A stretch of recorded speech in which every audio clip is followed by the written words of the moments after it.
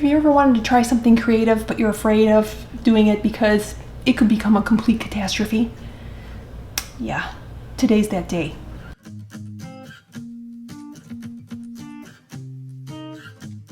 Well, hi, I'm Joanna. Welcome to the Small Scape, and in today's video, I am getting ready to do a water garden in this bookshelf tank.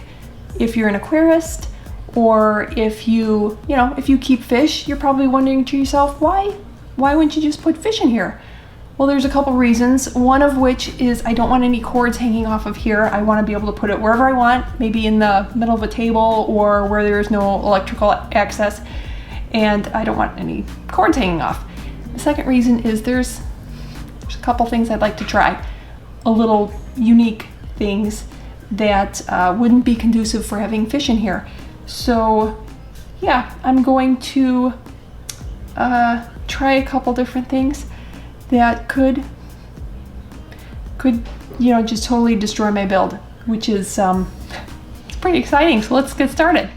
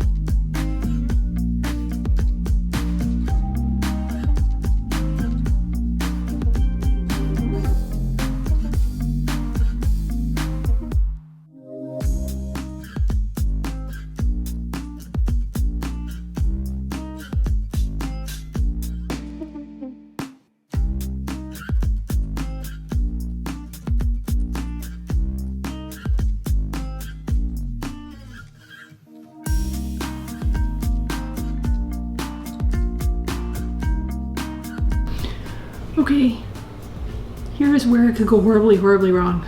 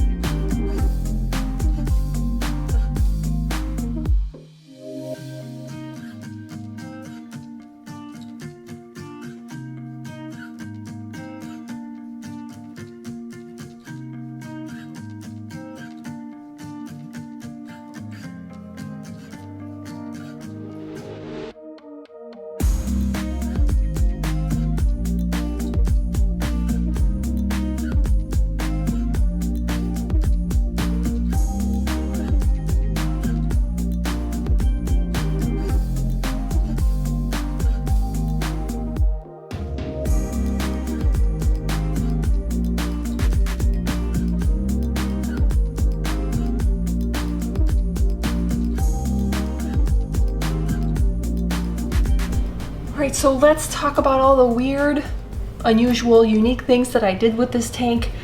As you can see, I layered the sand. I used, both of them are top fin sand from PetSmart. The black sand, for all of you who know me from Primetime Aquatics, the black top fin sand from PetSmart is my favorite sand to use. And of course, if I'm going to be using white, which I did choose to use to look like snow, of course I'm not going to put any fish in there because, like you may know me, that I just don't like light colored sand and fish because it gets dirty so fast. But with this build, I don't have to worry about it because there are no fish. Now this is a very risky thing to do, but I love layered sand. So I've always wanted to do it with water, and here's my first attempt. So yes, the white is supposed to look like snow. And the lights that I used, 2 different lights. The lights that I buried under the substrate, I almost forgot I had them. I got them back in January at a nursery, I believe, and they are submersible lights. Now I did put each of them into a Ziploc bag because the directions do say that they are for an event and you're supposed to take them out of the water as soon as the event's over because just in case water gets into the little chamber. So since I knew I wanted to leave them submerged for a certain period of time, I did take the step and put them each in a Ziploc bag. And I did scape it to where the 2 lights on the outside of the tank are facing down because I wanted to illuminate the edges of the tank, which it somewhat does. I kind of like how it turned out. And then the center one I did leave facing up, so it gave kind of a blue glow, like the snow is kind of glowing. And then so that was from a nursery. I'm gonna see if I can get some sort of a link. They do have remote controls. Love the remote controls, of course. There are like 16 different color choices that you can have these lights, and each one of them has its own remote, or I think you can even use one remote for all the lights. But lots of different color choices. So I've already played with red and green color combo. That looks really cool. Or just the blue, so it looks like a pretty glowing snow scene. And the other lights that I'm using that I wrapped around a Manzanita branch, that took some time. I didn't do it on camera because I didn't think it was going to turn out. But it was a 50 count strand. If you saw my video last week for the Christmas lights that I recommend for the smaller Christmas lights, these are one of my favorites. I did get them from Costco. They're the Sylvania Micro Dot lights, and they have they're battery operated and they're outdoor use. So if they get a little wet, that's fine. But I did design it so that the water would just miss the lights on the branch. That's why the tree is completely coming out of the water, so that I didn't really want to chance ruining the lights. The only plants I did bring a lot of crypts and a lot of different Anubias to use. I wasn't sure what I was going to use. I always use Gorilla Super Glue Gel to attach the roots to a rock or something that I know is going to be heavy enough to hold it down. And then I used hot glue to glue the Manzanita branch to the rock. That works well for me.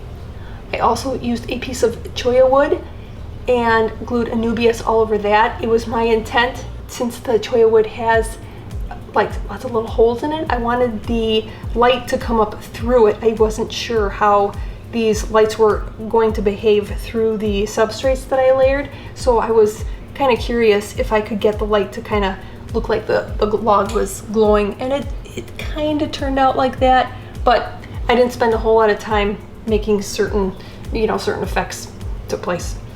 So that is my water garden, very illuminated, multiple different ways, in a bookshelf tank. And if you think this one is weird, wait until next week because it's probably going to get even weirder and larger. And who knows, I may even put some fish in next week's tank. So we will see about that. I hope you have a good week, hope you like the video, and I'll see you in the next one. Bye!